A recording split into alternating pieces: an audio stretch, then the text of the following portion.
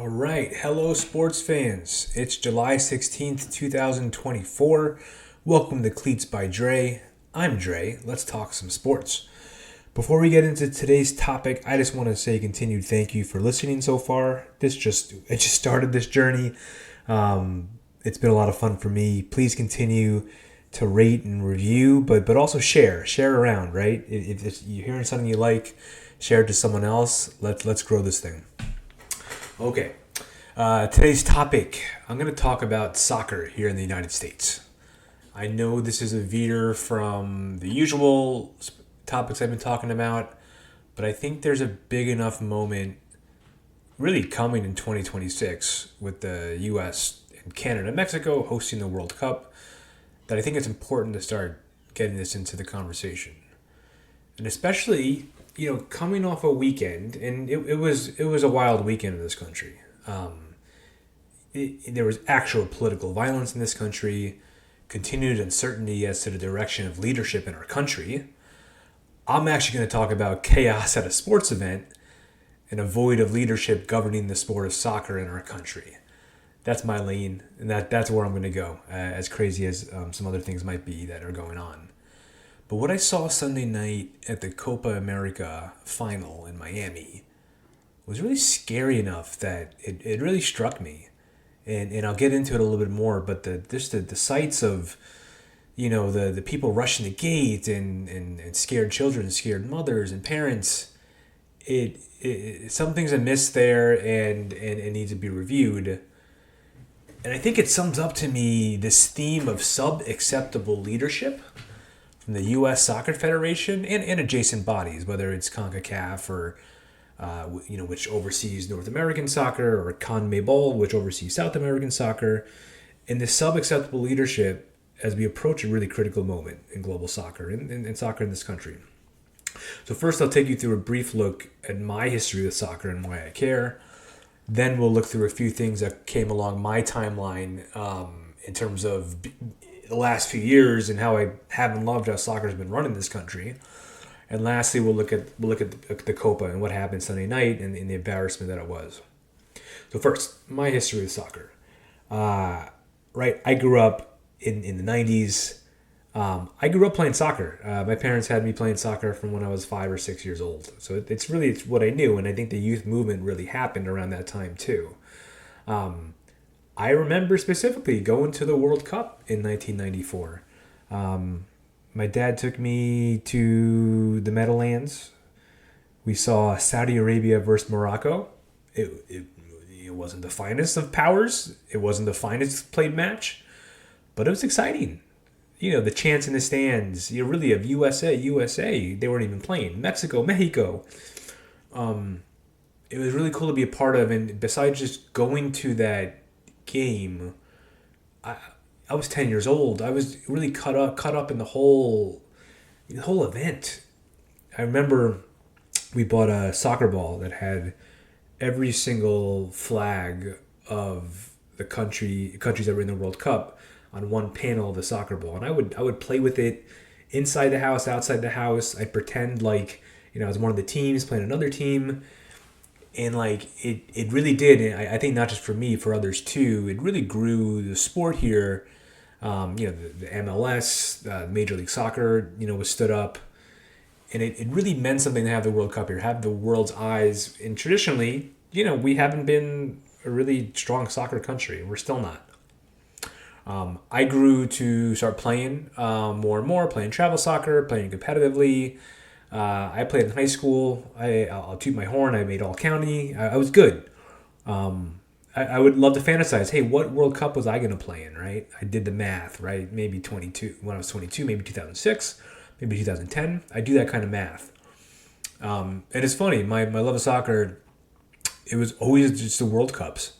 I was the kid in high school that played soccer, but I loved following the Major League Baseball, NFL. I'd follow the American sports. I'd follow soccer every 4 years. It's something about the World Cup. Could never get into the Premier League. I had friends that never played soccer. They could say every single stat about Chelsea, about other Premier League teams. I just couldn't get into it. Maybe I was oversaturated with the U.S. sports. But the World Cup every 4 years, the patriot in me stood out, the underdog in me stood out. I followed those cups. So after '94, right, and you remember where you are as you grow up in these moments. Of course, we didn't do well in '98. In 2002, in South Korea and Japan, my dad and I would wake up early in the middle of the night. We'd watch all the games. Incredible run to the final eight. In 2006, we didn't do well, but in 2010 in South Africa, I remember sneaking out of work to watch the game against Angola, was it? Or Algeria. Watching Landon Donovan with the magical goal. And of course we lost to Ghana. 2014, I was living in New York City and I'd get to go to a bar and hear it packed and people screaming about, the Belgium match and the incredible fight that Tim Howard showed. Like, soccer was building, it's building. 2018, I was trying to think where I was, and I remember we didn't make it in 2018. So, in 2022 was the first time I've actually seen our players in our midfield dominate. And we've heard of this quote-unquote golden generation, which I won't get into, but, the players talented. We lost a more experienced side in the Netherlands, but soccer's been building. And I've even said that, and talking to my friends, like, it's a top sports stream of mine for the U.S. I said top 4 sports stream, U.S. men's national team to win the World Cup. I'll take a semifinal. I'll take another quarterfinal. But I literally put it outside of a Mets World Series, which I really haven't seen, a Knicks championship I really haven't seen, Notre Dame football championship I haven't seen. Like, U.S. men's national team would excite me enough. So I'm into it. I'm especially into the international play in soccer. Now, secondly, like, getting into recent events, even leading up to the Copa America over the last 4 or 5 years, I've really just been questioning the leadership. And maybe it's not the leadership, maybe it's just the commercial model overall that's overseeing U.S. soccer, right? Because we as fans, we just want them to win. We could care less about the money they're making, or, I guess you need to make money in order to, hire a strong coach and things like that. But we just want them to win. And so for starters, like, I came across these articles talking about the Greg Berhalter hire in 2018, which just reeked, and the whole time of Berhalter, it's reeked of negligence and nepotism. I'll say it. In 2018, his brother Jay was chief commercial officer at the U.S. Soccer Federation. He was the second highest paid employee. Jay was. Jay was involved in the hiring of Ernie Stewart, former national team player who was tasked with leading the hiring process for a new coach. And I know, the research says, history says the Soccer Federation took steps to distance Jay from the hiring, but come on. The fact there was secrecy in the hiring process of Greg, limited number of candidates interviewed. In hindsight, well, what had Greg accomplished? Sacked at a second league club in Sweden, mild success at Columbus Crew. You really do need more than a vision and a growth mindset to get hired for a job. I work in HR, and I even can appreciate, the importance of demonstrated experience. And so, even they took steps to remove Jay from the process, there was the perception there, right, that something was amiss with his hire. But then after the 2022 World Cup, right, I talked about the talented players on the team, but we were a little meek against Netherlands. We were inexperienced. It deserved a review of his candidacy of coaching. But then the weirdness came out, right? The weirdness with the Reyna family, almost like the blackmail that he was being held under because he wasn't playing Gio Reyna. Bringing up an old domestic violence, a weird one where he kicked his girlfriend at the time, now his current wife. There was a weird post-World Cup panel where Greg started talking about his, Gio Reyna, but using anonymously, like, just lacked, like, the leadership smarts and poise, the finger pointing. Matt Crocker was a newly hired sporting director, so it's a different regime. He went through a 6-month coaching evaluation process, and as I was researching, how he went about it. Here's a quote that ChatGPT gave me. So Crocker evaluated at least 10 candidates through rigorous practical and psychological testing, employing advanced data analytics and sophisticated metrics to assess their suitability. Like, you're hiring a soccer coach. Sometimes we can go a little too far with the assessments. Greg was rehired, and the team crashed at the latest Copa America, and he's gone. I won't go into details on that, but they're looking for a new head coach, and maybe leadership is learning the lesson of who's the right person to hire for this. Now, the second, what also is more troubling and more personal for me with looking at U.S. soccer leadership, is the price gouging of tickets. And look, I know this is endemic of the whole sports industry with the boom and money that's being made, and maybe a future episode I can go more into that. But this showed a bit of the Copa America with frequent empty seats at the games. The X Twitter account MLS Buzz actually shared a presentation, presumably from the marketing arm of the U.S. Soccer Federation, proclaiming success in raising revenue in their World Cup qualification cycles. They went from $2 million raised in 1998 to $17 million in 2018. Great to make more money, right? You can reinvest it in the program. I'm not going to knock that. It was done, though, on the backs of a raise in average ticket prices from $19 in 1998 to $97 in 2018, with average attendance plummeting per match from 31,000 to 22,000. Such a pet peeve of mine, right? Short-term cash. But what if you filled the stadiums? Lower ticket prices, but filled the stadiums. You'd get more. You get a bunch of concession, a bunch of merchandise sales. Most importantly, lifetime customer loyalty and brand. Me going to the '94 World Cup. Are we missing out on that?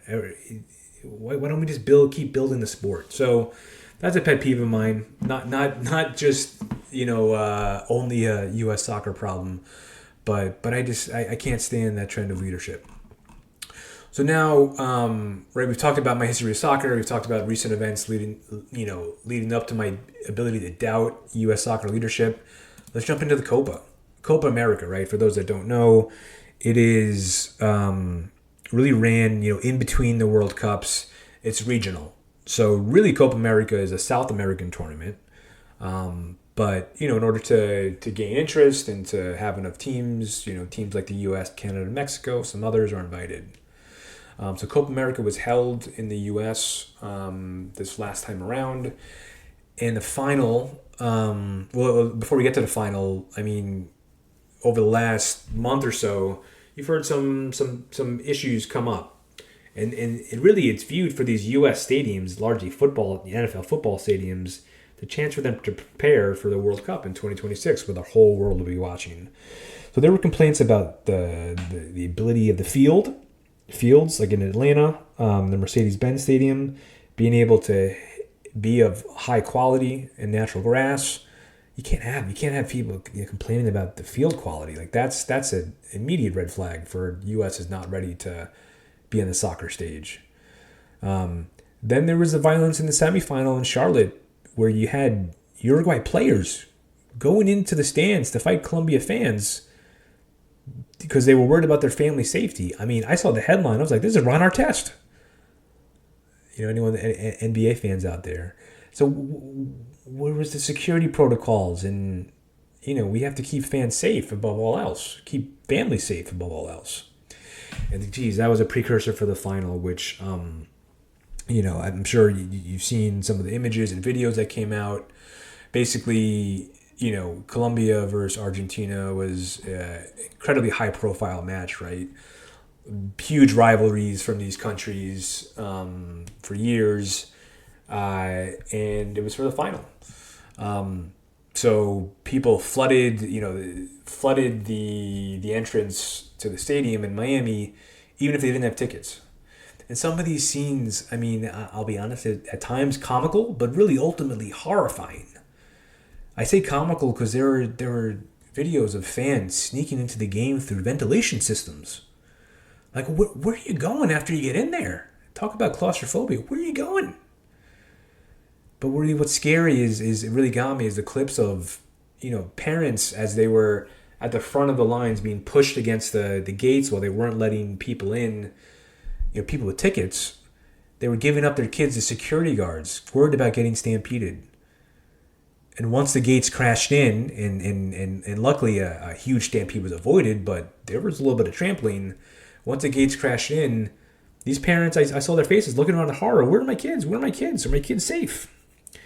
After the fact, I was browsing some of the stories, and Stuart Holden, who is the former men's national team player, now he's an announcer for Fox, his wife was online with their 8-year-old, and she was talking about how her 8-year-old was getting pushed by the crowd, pushed in her face.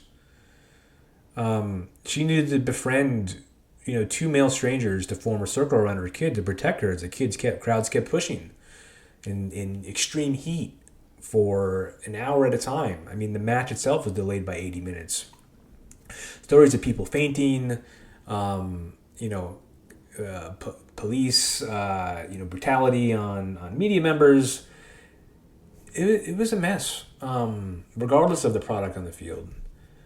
For anyone that's a more casual, and I consider myself a casual to some extent too, look up Hillsborough if you want to hear about when stadium fans entering and riots go bad, and it can go really bad. So, who's to blame for these security issues? Again, I asked ChatGPT because there's a lot of different pieces. So I like asking ChatGPT, the AI, to help me get a handle on the perceptions out there. And first, ChatGPT said unruly fans. Okay, sure, yes, but people are people. Human nature is human nature. Very draconian of you, ChatGPT, just to blame the fans at the start. But fans are fans. Inadequate security measures, stadium management, sure. The event organizers, CONMEBOL, which brings us to the ultimate point of, the background is Copa America was actually held in the U.S. in 2016, and the U.S. ran it, or CONCACAF ran it, I should say. And CONMEBOL, they saw quite a bit of revenue that they missed out on. So they really insisted, and I've heard, depending on who you ask, they demanded that they really run the whole tournament, but in the U.S. stadiums. And so sure, let's put CONMEBOL to blame. They were the organizers. They signed off on the security plan. But I can't let the U.S. Soccer Federation off the hook and CONCACAF off the hook. I'll give you an analogy. Think of me. Let's say I'm an owner of an Airbnb rental. If I rent it out to some people that do some bad things in there and cause problems at other people's properties, it's not just the renters that are liable. I'm liable too. It's my perception. I think Herculez Gomez, former men's national team player on ESPN, he's been spot on this. He says that, if you're CONCACAF, this is your territory. The optics reflect you. And I agree. Let's have leadership these days that is proactive, that, over prepares, or even, if CONMEBOL insists they want the money grab, if this is how they're going to run it, would you say no in the future? Maybe no to Copa America? Because the easy thing that the world sees is this happens in the U.S., and the U.S. is not ready for primetime soccer. So what I'm left with, as I juxtapose the images of those crying kids and frantic parents, it's against what I experienced as a 10-year-old going to a World Cup game, which was immense joy and a lifetime love of soccer, and that soccer ball that, gave me so much joy. Am I thinking about taking my kids in 2026, the World Cup? I was hoping I was, but I'm worried about ticket prices, and now I'm worried about security too. So here we are, 2 years from having the World Cup back in the U.S., and a chance for an incredible new wave of turning casuals into real soccer fans, and maybe even with the team good enough to do something. And all I ask is, are we ready? So if I had 2 suggestions going forward, one, focus on the team. Hire the best, most experienced winner, tactician, a hard ass, right? International guy. It doesn't have to be an American for the manager spot. Raj Bennett, right? Men in Blazers crew. He says the one area America's lacking right now is coaching. So let's just get someone to whip his team into shape over the next couple of years. And second is, asking the U.S. Soccer Federation, CONCACAF, FIFA, show some leadership, learn from this summer. Treat this like the high-class event it needs to be. Be over-prepared. Learn from this. Be proactive. Be co-owners, right? We got to work together on this. And I'm really looking forward to it. Okay, folks. Thanks for listening. Please continue sharing, rating, reviewing. Talk to you next time. Bye.